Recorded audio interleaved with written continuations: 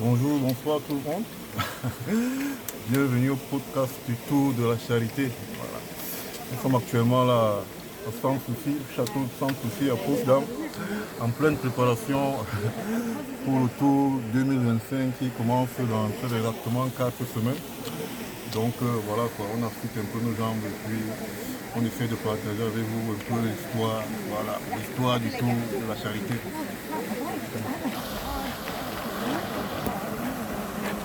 Voilà, moi c'est Christian Yot, j'ai 47 ans.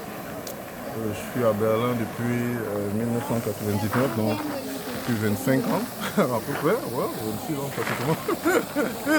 Voilà, donc je travaille dans une société de la place. J'ai deux enfants, deux garçons de 19 ans, des jumeaux. Et voilà, donc le tour lui-même, ça fait, je crois, la 6e édition. Hein. Je crois que cette année, ce sera la 6e édition. Oui, la 6e. On a commencé en 2020. On a commencé effectivement en 2020. Donc voilà, quoi, on est déjà. Hein, on a commencé un peu là de manière primaire, voilà quoi. Hein. Mais bon, là, avec le temps, plus les années passent, ça s'affûte et on se professionnalise. Voilà. Donc, Oui, monsieur Yot Christian, ouais. vous étiez parmi les premiers du tour. Dites-nous un peu comment ça a commencé. Ouais, bon, le tour, en fait, tout commence en 2020.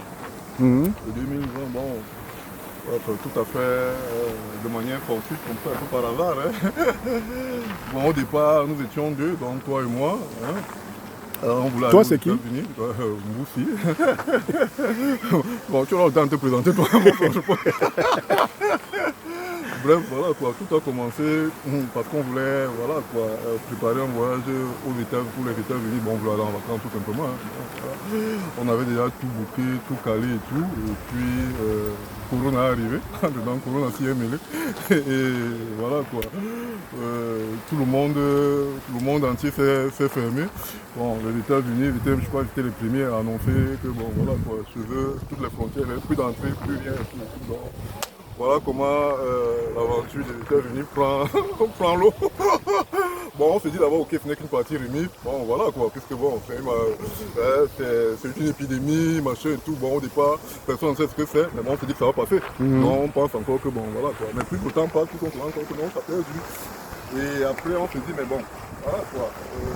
Le voyage des États-Unis étant annulé, qu'est-ce qu'on fait? On essaye de trouver un plan B. Ouais, Et puis bon, comme on est des. Voilà quoi, comme on faisait déjà du vélo, on faisait déjà beaucoup de vélo. tout à fait. On s'est dit, bon ok, on avait déjà une idée de faire Berlin-Copenhague par exemple. Ça c'était déjà. Voilà. Et on s'est dit, mais voilà, l'occasion faisant le larron. Ouais. Ah, on a dit, ben, peut-être, voilà, activons ce plan B là. Ouais. on oublie les États-Unis et puis on se met à préparer Berlin-Copenhague. Et voilà comment l'idée nous prend. Et on s'y met. Et voilà quoi, ça, avec beaucoup d'enthousiasme, on s'y est mis. Mais en quelques jours, je crois qu'on a oublié le plan des États-Unis. Parce que Oui. c'est devenu vraiment tellement galvanisant. On a dit, non, on doit faire ce Le plan B est devenu pratiquement le plan A. Exactement. On doit faire ce Berlin-Copenhague. Et franchement, on s'y est mis, on s'est préparé. Bon, tu as fait les réservations, les bookings, les étapes, le trajet et tout. Tu as coupé ça comme tu sais le faire. Et voilà comment on a fixé donc une date. On a fixé la date. Et on a dit, bon, ok, voilà, on va se lancer. Bon, au départ, naturellement. On était parti, je ne te coupe pas, le 30 septembre Voilà, 2020. Le 30 septembre, voilà, exactement. On est parti le 30 septembre. Donc, déjà, en début, pratiquement, en automne. De l'automne, ouais. Et bon, voilà comment tout s'est mis en place. Bon, naturellement, étant amateur, on s'est préparé comme on pouvait. Bon, on a acheté le matériel, l'équipement et tout. Voilà. Bon, on avait déjà des vélos, bon ça au moins c'était la première fois, des vélos solides au moins. Ça c'était la première condition. Et puis voilà quoi, en achetant donc le matériel et tout, on s'est préparé, bon, comme on pouvait. On a contacté un autre ami là, Gérard. Gérard, bon, lui aussi il a été enthousiasmé par l'idée et tout. Il a dit, ah ouais, il va nous rejoindre, mais bon, Lui, il a dit, bon, ok, il ne va pas nous rejoindre dès le départ, mais voilà, on a compris qu'il devait nous rejoindre, je crois, à l'étape de Rostock. À Rostock, oui, tout à fait. Exactement, donc c'était comme ça. Et voilà comment, donc, le 30 septembre, voilà, on a décollé à deux. On s'est mis en route. Bon, c'est vrai que bon, beaucoup de gens étaient un peu Berlin-Copenhague. Voilà, beaucoup de gens étaient un peu surpris de nous voir à l'aventure. Et c'était effectivement l'aventure. C'était vraiment, voilà, c'était vraiment l'aventure. Bon, on a dit, bon, ok, voilà, on s'y met. On dit, voilà, on s'y met et on s'y est mis. Voilà comment on est parti. On est parti, on a décollé. Et puis bon, voilà, première étape, on a vu, ok, voilà, on a survécu. En fait, notre souci, effectivement, on se demandait, bon, voilà, est-ce qu'on va tenir tous les jours au même rythme? C'était un peu ça, l'une de nos, voilà, quoi, inquiétudes, parce qu'on tout à fait. Bon, quand même, chaque jour, pédaler plus de 80 km, ce n'était pas, voilà, ce n'était pas évident. Mais bon, on a constaté que, bon, ok, voilà, on pouvait le faire. Bon, on a fait première étape, deuxième étape, troisième étape. Je crois que c'est la quatrième étape qu'on est arrivé à Rostock. Et là, bon, Gérard nous a rejoint. Et c'est comme ça donc, que nous avons continué au Danemark. Bon, on est passé par le ferry parce que bon, là, il n'y a pas moyen de faire autrement. On a pris le ferry, ça nous a un peu laissé, voilà quoi, du côté du Danemark. Et après, on a donc continué jusqu'à Copenhague. Bon, c'était vraiment 2020, bon, c'était en plein Covid, c'est vrai. Et l'arrivée à Copenhague, bon, était, on va dire, vraiment triomphant parce que nous, on était contents de voir notre rêve devenir réalité. On a dit, ah, donc, on pouvait le faire. Et on l'a fait. On l'a fait. Donc, on était, voilà quoi. Tout s'est bien passé. Franchement, on n'a pas eu de bobo en route, on n'a pas eu de soucis majeurs, rien, non. On a eu vraiment la chance et on avait même encore un peu de beau temps. Voilà. Malgré l'automne. Voilà, malgré l'automne. Ouais, ouais. C'était chaud, dans le nord. Je me souviens bien. Et donc voilà donc comment voilà, l'histoire du premier tour, voilà comment tout a démarré. Oui, monsieur Yacht. Oui. Voilà, essayez de nous raconter une ou deux petites anecdotes qui se passent pendant le tour, un peu les coulisses quoi. Il y a des petites histoires. Ah oui, bon, quand on regarde pédaler, on croit que ça marche toujours. Ça ne manque pas. Les anecdotes, il y en a tellement. Mais bon, voilà, comme on se souvient toujours des plus récentes. Donc la plus récente, voilà, c'était le dernier tour, l'année dernière. Dernière étape même. Voilà quoi, on partait sur Oslo. Donc, déjà Oslo, c'est la Norvège. Oslo, c'est la Norvège, tout à fait. Donc, déjà que bon, on roule toujours avec un GPS ou deux GPS en général. Bon, et puis, c'est Google Maps, quoi, notre guide. Google Maps, c'est notre guide. Bon, il se trouve que pendant ce trajet-là, Google Maps nous a amené dans un endroit où, voilà, c'était pratiquement impraticable. On s'est demandé mais comment ça se passe. Bon, on était obligé de pousser les vélos. Bon, après, voilà quoi.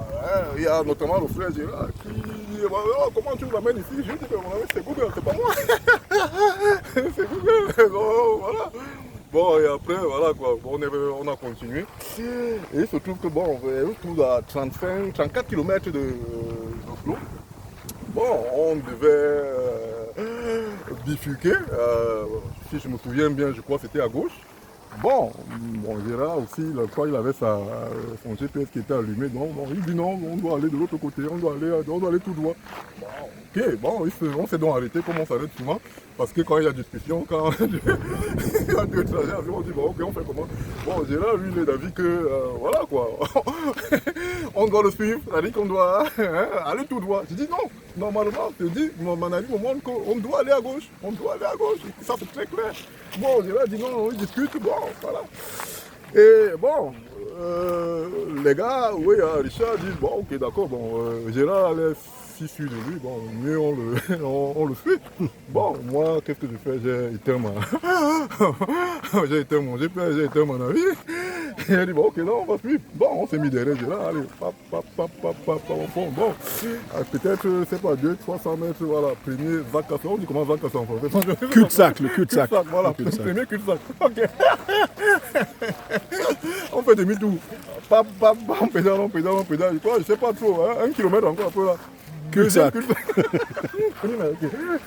Bon, on continue quand même, on refait demi-tour. Bon, on roulait, mais j'avais quand même l'impression que bon, on n'avançait pas. Bon, moi, je ne suis pas très physionomiste, je ne le connaissais pas les endroits, peut-être où on repassait. Toujours est-il que, voilà. On tournait, on le suivait. Bon, l'une des raisons, parce qu'il se plaignait, il disait que nous on entrait, voilà quoi, hein, bon, on entrait souvent dans les, voilà, hein, dans les zones accidents, dans des chemins, voilà quoi, les chemins qui étaient mauvais et tout ça. Bon, mais apparemment, Sanavi, elle aussi nous a amenés dans un chemin où j'ai dit, mais ok, voilà. Normalement, on était censé éviter ça.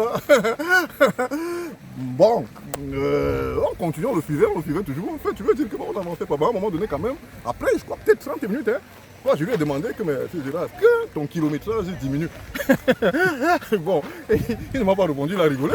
J'ai dit comment on pense ça, franchement, si ton kilométrage diminue, c'est bon, ça veut dire qu'on avance. Mais s'il ne se passe rien là, il y a un problème.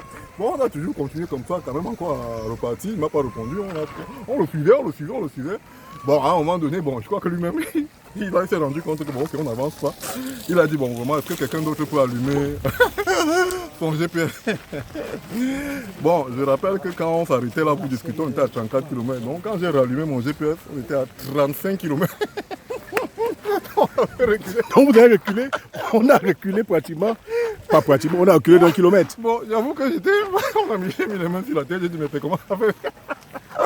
Bon, les autres, tout le monde était dépassé, alors j'ai vu. Au moment, Richard lui dit que tu dois éteindre ton avis. Éteindre ton avis. Bon, ok, qu'est-ce qu'on allait faire? On dirait seulement, bon, moi j'ai remis la mienne, bon, on est reparti. Voilà comment on a fini par arriver à Oslo, mais bon, en fait, c'était, voilà quoi, c'était amusant, mais on a perdu pratiquement 1 heure de temps là, tournant, parce que bon, voilà, parce qu'il y avait une petite discussion que pour malgré le GPS, parfois on s'égare, hein, donc ça fait aussi partie du tour, voilà. Ça fait partie du tour, donc en fait, bon, c'est une anecdote qui me fait toujours rire, parce que bon, voilà, c'était, ça fait, voilà, hein, c'était un petit highlight, hein, de la saison dernière. Okay. Voilà. Bon.